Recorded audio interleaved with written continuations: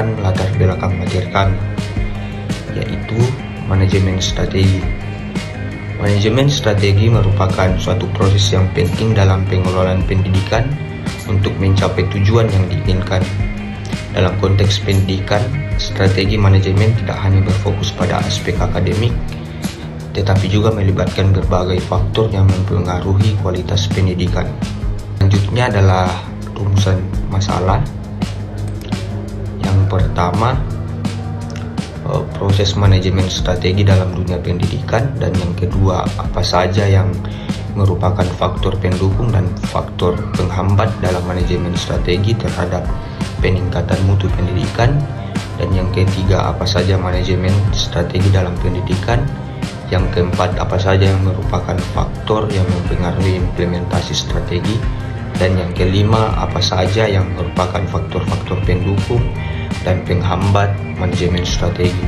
Dan yang keenam, kecerdasan konvensional versus kecerdasan majemuk dan pembelajaran pembentukan karakter. Selanjutnya, tujuan penulisan dari materi kami. Yang pertama itu untuk mengidentifikasi dan menerapkan strategi yang dapat meningkatkan kualitas pendidikan dan hasil belajar siswa. Dan yang kedua, mengembangkan strategi yang dapat menciptakan keunggulan kompetitif bagi lembaga pendidikan.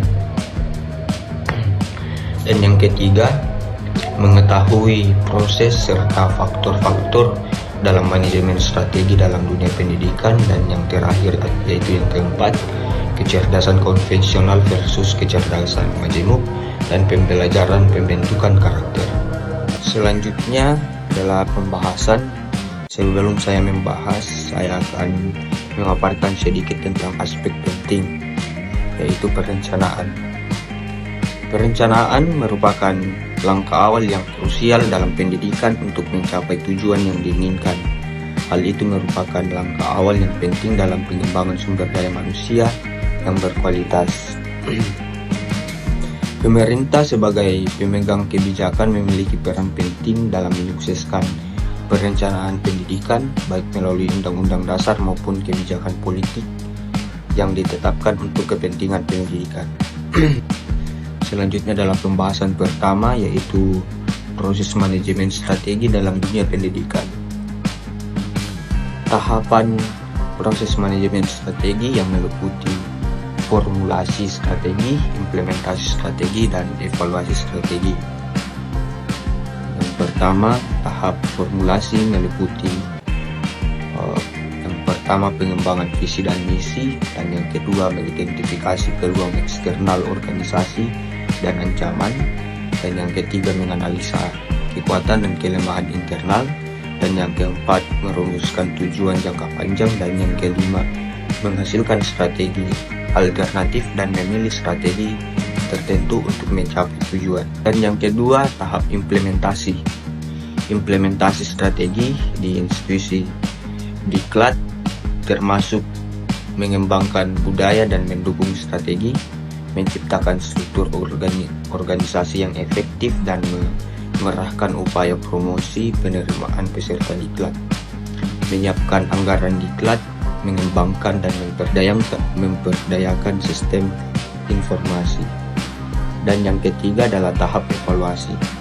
Ada 3 aktivitas yang utama dalam evaluasi strategi.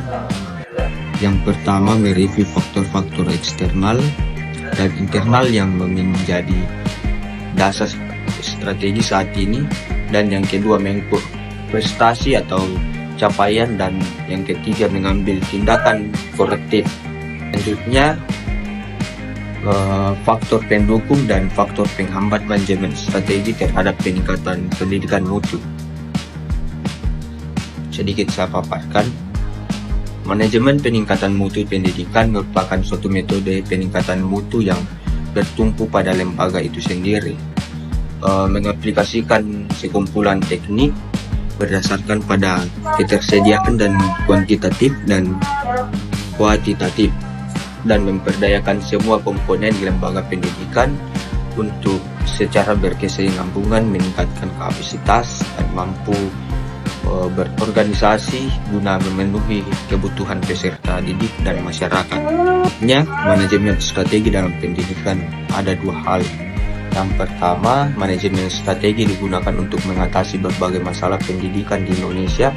Dan yang kedua, lembaga pendidikan menghadapi dua lingkungan, internal dan eksternal. Dan pembahasan selanjutnya adalah faktor-faktor yang mempengaruhi implementasi strategi.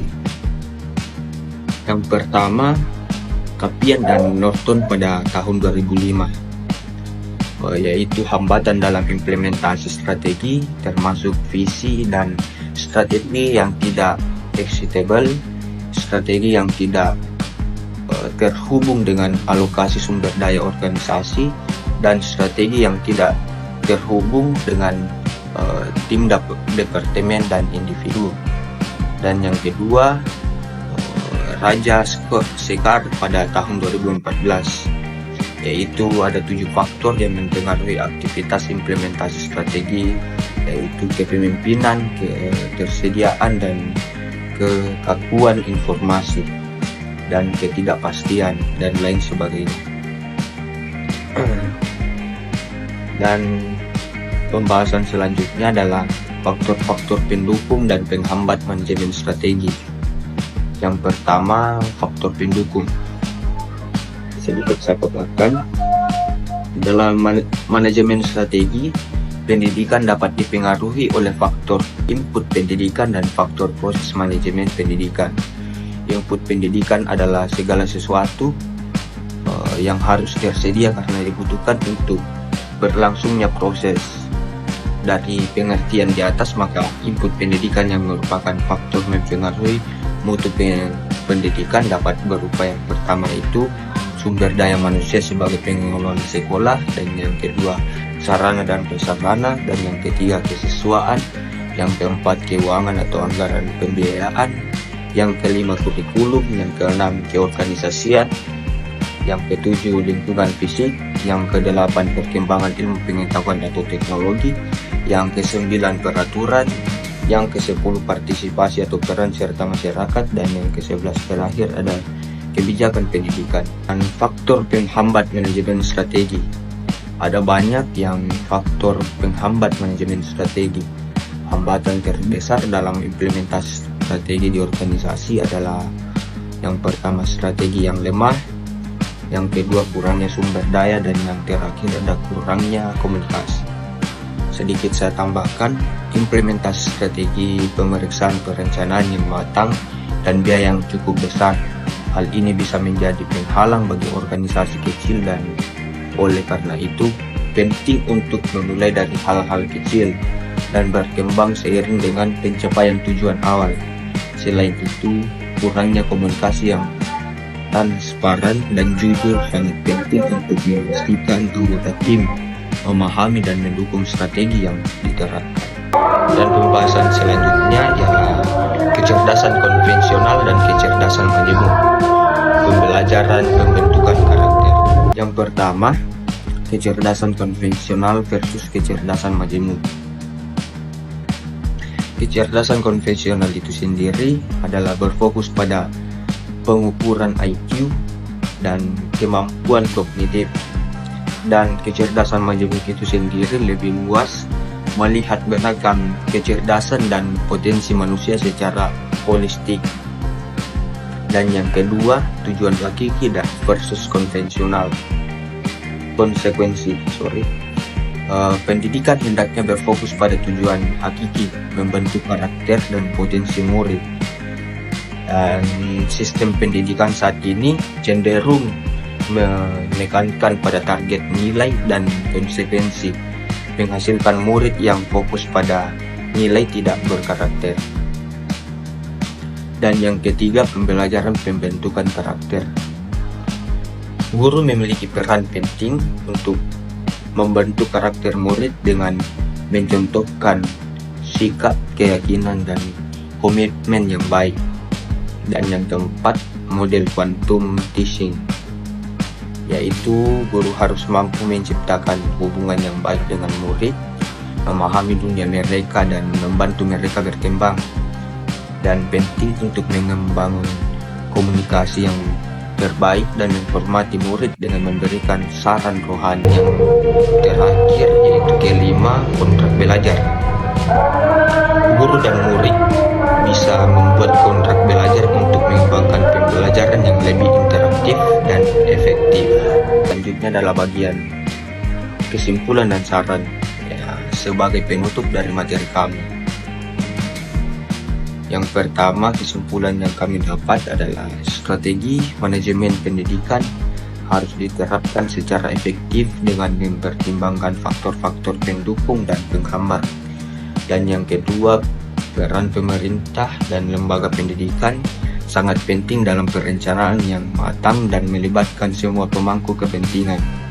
Dan yang ketiga, pengembangan sistem yang mendukung implementasi strategi sangatlah penting.